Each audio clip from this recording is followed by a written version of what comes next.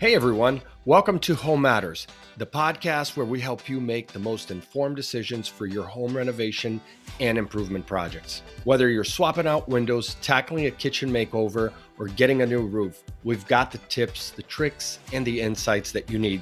So let's get into today's topic.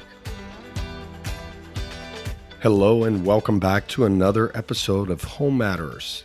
I'm your host, Alex, and today I'm diving deep into the topic every homeowner should be well versed in: contracts with contractors. From understanding the basics to knowing your rights, we've got you covered. So grab a pen and paper. You're going to want to take notes on this one. All right, so let's get into it. First off, why understanding contracts is so crucial? Well, it's the blueprint for your entire project and the relationship with your contractor. Without a good contract, you're setting yourself up for potential misunderstanding and the financial pitfalls. There are things that can really go wrong. And if you don't have a good contract in place, guess what? You're going to be SOL. And in addition, a worst case scenario is that the contract actually favors the contractor. And in that case, it can really hurt you bad financially. All right, so the basics of the agreement. Let's start with that. Your contract should include clear terms, the project scope of work, right? And your expectations. Ensure that both parties are on the same page. I mean, you're talking about the items, so that is the material, the brand of the material, what kind of warranties they come with, when will they be delivered, and then we're talking about the labor. When it comes to the labor, if you have different trades working in your home, you want to know that the tradesmen are actually technical people who are trained and certified to actually install those different materials for the different jobs they're doing in your home. Really important there. All right. So make sure that you're both on the same page when it comes to that. And the timeline is super, super important. You can't just take verbal agreements and say, okay, this project's going to get done in 3 to 4 weeks. And at the end of the day, when it's not done in 3 or 4 weeks, you're going to say, well, but you told me. Well, if it's not in the contract and it's open-ended, guess what? You don't have a leg to stand on. So let's talk about what you should look for. You really want to read carefully and look for red flags like vague descriptions or unclear pricing. This is a big one, the unclear pricing. You don't want to skim over it, because what will happen is, specifically when it comes to change of orders, if there are any changes to the project, how will these be handled? Will these be charged as extras? Guess what? Some contracts will tell you there that even in the event that you change one thing, I'm talking even the placement of the installation of something, or the change, the color of the paint, or the direction of the flooring. I mean, there's lots of different things that can change. There are clauses there that will say you will be charged extra.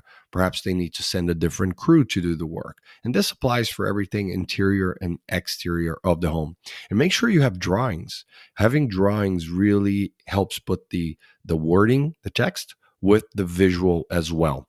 So let's talk about subcontractors. Will your contractor use subcontractors? Make sure this is outlined, including who's responsible for their payments and work quality.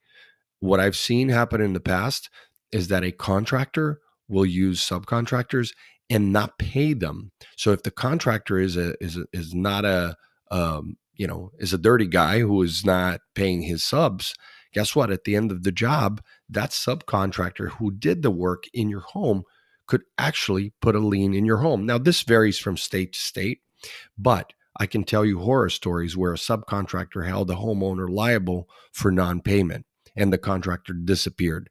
So hopefully, to begin with, you're choosing a contractor that is reputable and been in your area for a long time, and you have done a search. Do a search in your county and see if that contractor or its subcontractors have ever gone to court. Have homeowners taken legal action against them? It's not enough to just look for reviews online. Reviews will only go so far, but look for their you can look in public records to see if they have any legal issues outstanding. So that's really important. Now, arbitration versus court. Dispute resolution is definitely crucial, but some contracts have an arbitration clause. Others go to court for settlements. You need to know the pros and cons of each, because a contractor may know that they've been sued in the past and it cost them a lot of money to pay pay the homeowner in court if they didn't abide by all the terms and conditions of the contract, for example, the timeline. So they opt for arbitration. And in arbitration, you are pretty much, your hands are tied. There's only so much you can do there, because that you're going to need to come to a conflict resolution without suing them. So it limits what you can do there. Governing law is super important. Which state laws apply to your contract. It is a crucial legal matter. Why? Because if you are, let's say, in Arizona and the contractor, it has governing law from Illinois or some other state, guess what? It's that law that applies to your contract. So you really need to know what the governing law is. And here's the thing you want to keep in mind. As is the case with all contracts, you should add red lines to the contract and not accept certain things. So that is to say, if the company wants to do business with you, you as the homeowner can say, hey, listen, I understand your governing law is Illinois. However, I'm living and you're doing the work here in Arizona. Guess what? I need you to change the governing law to Arizona, or you do it where it's mutual. So that is to say, if you were to sue the contractor, you would sue them in Arizona. And if they were to sue you for breach of contract, they would sue you in Illinois. So it's a mutual thing, right? You're indemnifying each other in that sense, which is also another clause. Now, warranty on labor and material. Make sure that these are clear terms about warranties on both labor and material, because you don't want to have any unpleasant surprises. And typically you have this with labor. So they install anything, could be your roofing, your windows, your flooring, paint, bricks on your driveway, whatever the case is. And a year goes by. And after a year, you begin to have issues. And then you want to fix those issues. But guess what? The labor warranty is, most labor warranties are up in a year. So I would also ask them to increase that from a year to 18 months or even a little further. See, again, you as the homeowner need to understand that everything is a negotiation, and you don't have to agree to everything that is on the contract verbatim. Right. So if a contractor wants to do business with you, that's sort of like their starting point. And for you as a homeowner, you need to know where your starting point is at. And just like as is the case when you're buying and selling real estate, there is negotiation. So negotiate on the issue of warranty for labor. And then for warranty for material, make sure that they actually register you for the material warranty, because I've seen it happen with water heaters, with air conditioning, with flooring, with many different materials where they said that they would register you with the manufacturer's warranty and they didn't. And then down the road, something happens and the manufacturer then looks back at you and says, oh, I'm sorry, you never registered for the warranty. So this happens with vehicles. This happens with, OEMs, like manufacturers, where they know that if the contractor doesn't register the material for the warranty, guess what? It's voided. So ask for a copy, make sure that it's registered. These days, it's mostly done on the websites, right? Now let's talk about timeline and cost, because deadlines and budgets are vital. Make sure that these are clearly stated and agreed upon, especially the timeline. I mean, the timeline is something that for many homeowners, the holidays, come.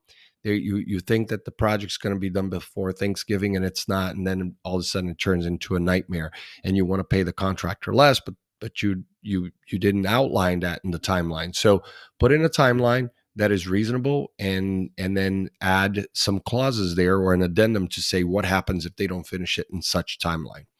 And then, of course, the cost. I mean, this is so important, right? Because if you're 3/4 of the way on your project and the contractor then knocks down a wall and finds out that there's all this extra work that needs to be done, it's not the contractor's fault, because they don't know what's behind the walls or under the floor or in the roof. So you do have to be reasonable as a homeowner and understand that when you're doing major remodel, the more you peel back, right? It's like an onion. The more you peel back, the more you find. So make sure that you have certain clauses in there to so that the contractor or the company explains to you what happens if if let's say there is a broken pipe, or what happens if you break the pipe? These are important things that you have to outline, because otherwise it can cost you an arm and a leg. And then payment methods, from down payments to final payments, clarify the methods and the schedule of payments, right? Typically for a big construction project, you're going to do scheduled payments, 20%, 20%, 25, 25, whatever the case is. And when it's a small project that's going to get done in a week or two, typically you do 50% down, which covers pretty much material, and then 50% upon completion. I would never, ever, ever, ever recommend that any homeowner pay a contractor more than 50% upfront. And I would never pay the final payment unless everything is done to your satisfaction. Okay. So super important. That coincides with the warranty and the other things. Have they come through with that? And if they haven't, then guess what? They're not going to get paid. And then last but not least, talking about liens, understand that liens work in cases where a contractor doesn't pay subcontractors or suppliers, and they could put a lien in your house. It's happened. I've seen it dozens of times. A homeowner finding themselves having to go to court because they have a lien on their home for silly things sometimes. So really understand the lien. And also, you may want to have them sign a lien waiver form.